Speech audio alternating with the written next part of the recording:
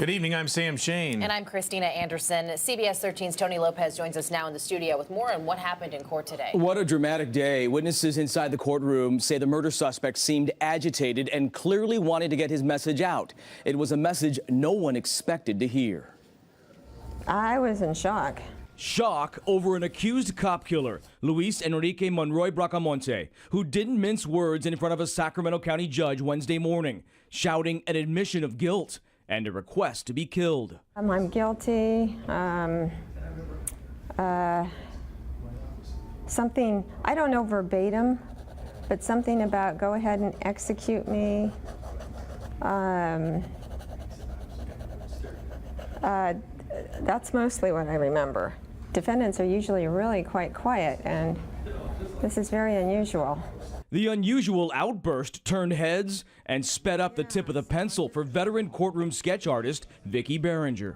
It made me speed up and think, oh, I've got to get this moment. With cameras not allowed inside, the artist sketches the drama for all media outlets to use. She knew right away this suspect would make things interesting. And when he walked in, he looked at the audience and said something to the effect of, hey, how you doing? Something like that.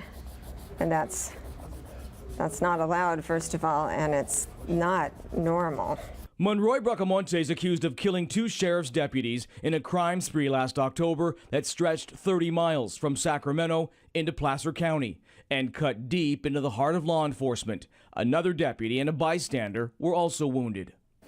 So where does this case go from here? We want to dig further into that question of what could this outburst in fact mean for the case? Sure, the repercussions from this. Well, he has not entered a formal plea, but here's the bottom line on this. Legal experts say that this is a pretty clear-cut case, and the focus will most likely be on the penalty phase. But that doesn't mean what the suspect said today won't come back to hurt him.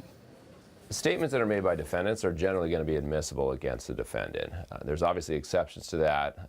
Statements in violation of Miranda rights, statements that are coerced by police. I don't know exactly who he said it to. If he turned to his lawyer and he was specifically stating it to his lawyer and he meant for only his lawyer to hear it, it could potentially fall within a lawyer-client privilege context.